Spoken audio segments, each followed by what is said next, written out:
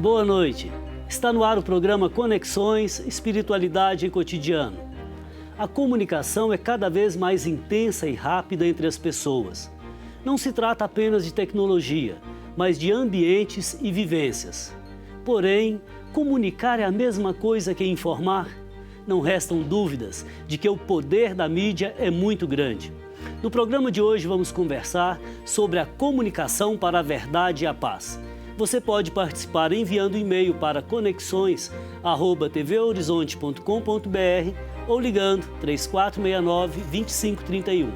Nosso convidado de hoje é o Paulo Azeredo, jornalista, radialista e comunicador da Rádio América AM 750, emissora da Rede Catedral, e da Rádio 98 FM.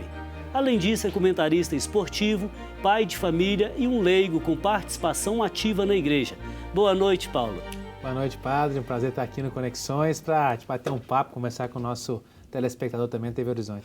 Então, o prazer é nosso. Nosso programa aqui é assim, é espiritualidade e dia a dia. Então, hoje vamos falar da mídia, dos meios de comunicação que deveriam comunicar para a verdade e a paz. Então, começando, o que é a paz? O que a paz engloba na vida de uma pessoa? Olha, a paz engloba, acredito eu, Padre, algo que muitas pessoas buscam hoje, na rotina, no cotidiano, a paz de espírito, né?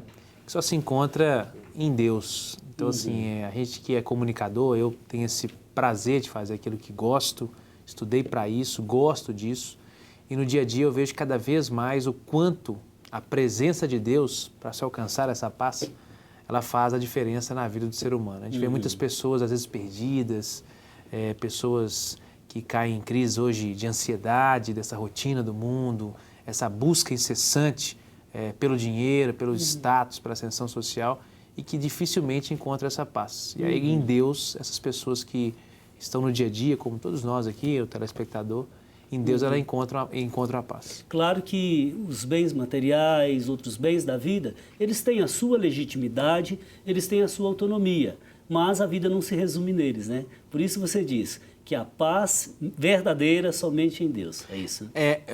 O que eu digo é o seguinte, eu sou um admirador profundo, assim, acredito eu, como todos nós aqui também, do nosso querido Papa Francisco, né?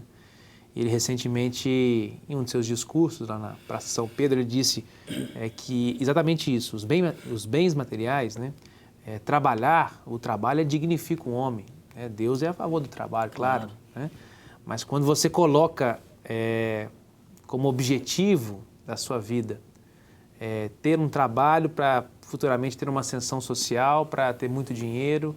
E eu tenho um colega de caminhada, inclusive, né? Hoje ele participa de uma comunidade, inclusive, lá na França, uma comunidade católica, né? Aqui lá também está presente em Belo Horizonte, chama Caminho Novo. O Gustavo, ele sempre fala assim, ganhar dinheiro para quê? Aí você vai ter uma resposta, né? Para comprar um carro. Tá, comprar um carro para quê? Né? Comprar um apartamento para quê?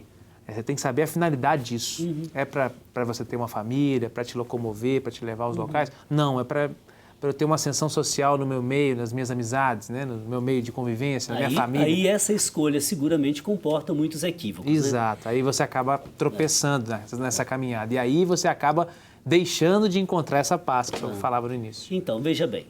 Comunicação para a verdade e a paz. E o que é a verdade? Não venha como a resposta de Jesus diante de Pilatos, que silenciou, né? Na verdade... Então, assim, no nosso meio, no meio da comunicação, o que seria a verdade? Né? Ô padre... Isso, complicado mesmo. Eu vou dizer uma coisa para você. Eu acho que quanto mais transparente é uma pessoa, mais verdadeira ela é com a outra pessoa. Né?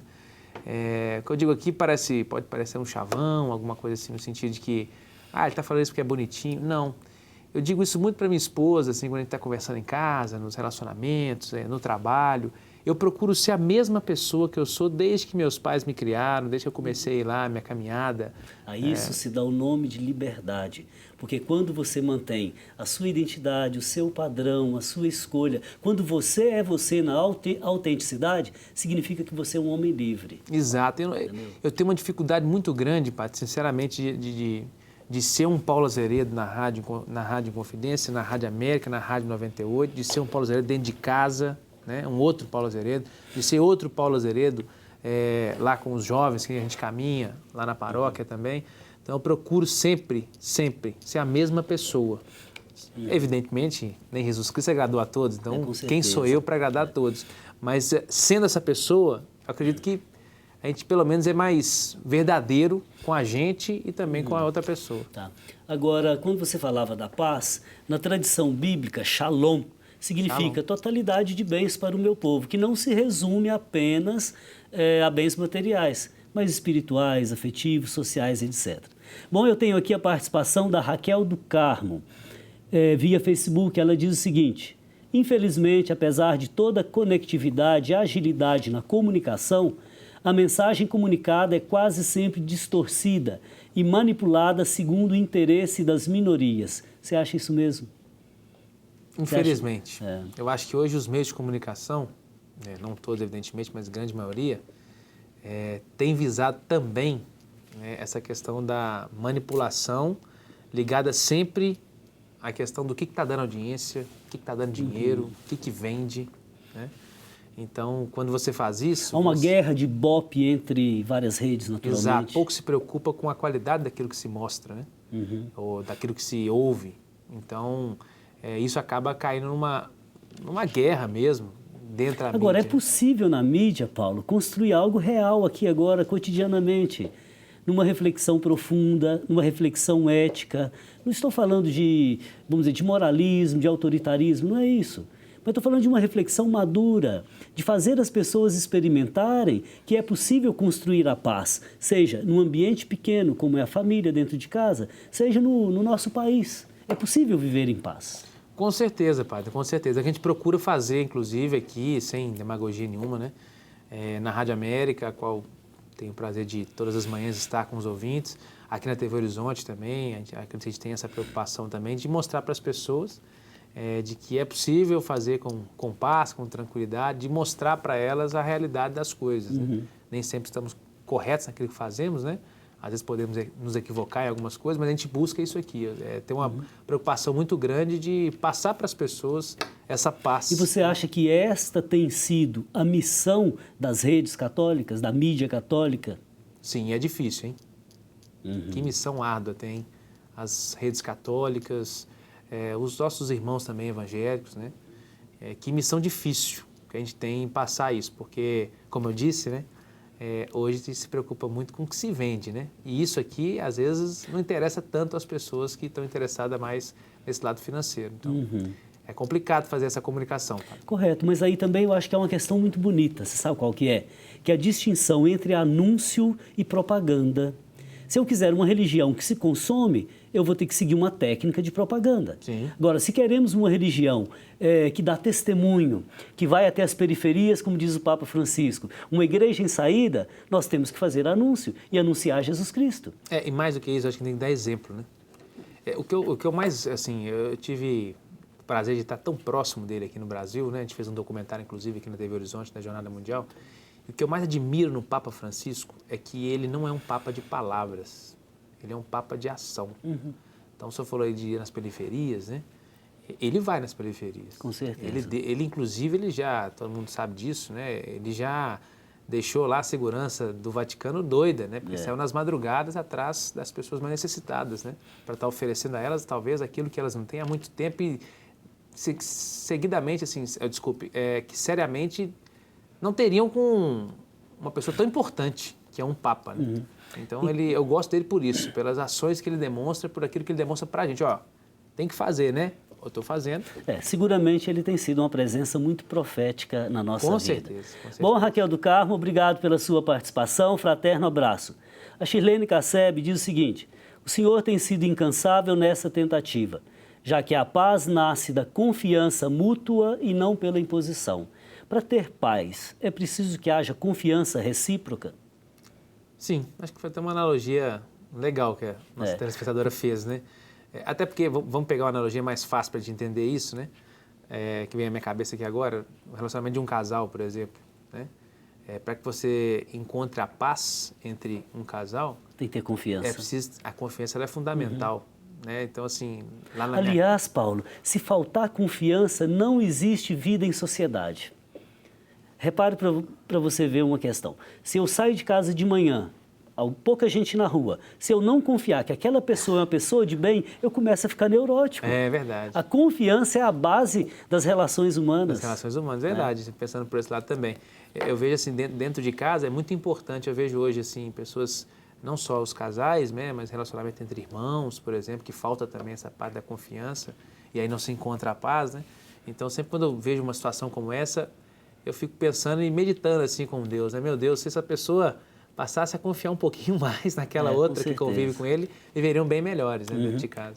Bom, Shirlene Cassebe, obrigado pela sua participação, fraterno abraço. Paulo, existe uma distinção entre informação e verdade? Porque, vamos dizer assim, a mídia passa muita informação. Cada informação tem uma produção, tem um ângulo de vista, né? Tem um ponto de vista, tem um interesse. Qual que é a distinção que se poderia fazer entre informação e verdade? Eu penso assim, com esse crescimento da tecnologia, isso ainda ficou mais difícil de você distinguir, né? Por isso, assim, dentro do próprio jornalismo, por exemplo, né, que a gente está inserido no contexto, com a tecnologia, as pessoas, às vezes, elas apuram menos as coisas e lançam aquilo ali de uma maneira que chegou ali para ele no Twitter, no Facebook, já lança porque é uma verdade absoluta aquilo que está sendo falado, né? Não se averigua, se questiona muito a questão da fonte, né? Não porque o Paulo Azeredo falou, é importante se averiguar também, né? Não é porque... Recentemente, uma determinada pessoa falou, olha, defender um ponto de vista. Eu falei, filho, você tem que ler um pouquinho mais, acho que não é bem assim. Mas tal professor em tal universidade me falou isso na sala de aula. Eu disse, olha, professor também tem ponto de vista. Tem. Ninguém é detentor de uma verdade absoluta. Agora, o critério da verdade para a mídia, a meu ver, é o tempo, entendeu? Com o tempo, todas as máscaras caem. Com o tempo, aquilo que é verdade vai permanecer e iluminar a nossa vida. Né? Também uma boa colocação. Eu vejo assim, além da questão do tempo também, é isso que o senhor falou. É preciso se saber, assim, e isso se prega muito quando você estuda jornalismo, né? Os grandes teólogos, é preciso saber também as faces daquela notícia, daquela informação.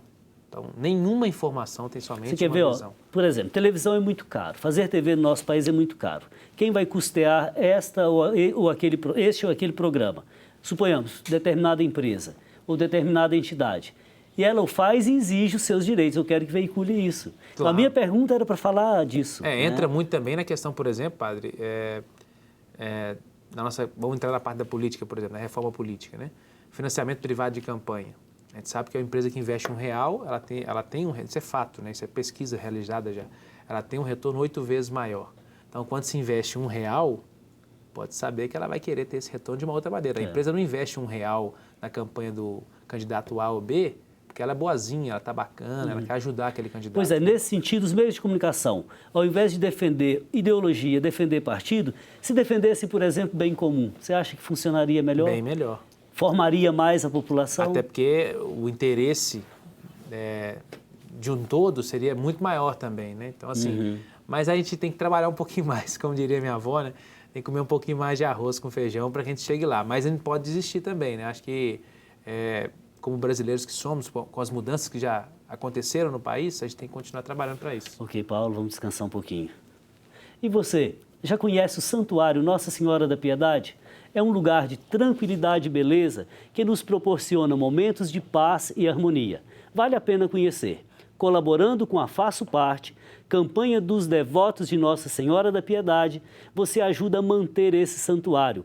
Por aqui, nós continuamos refletindo sobre a comunicação para a verdade e a paz no programa Conexões. Participe conosco, então ligue 3469-2531. Até daqui a pouco.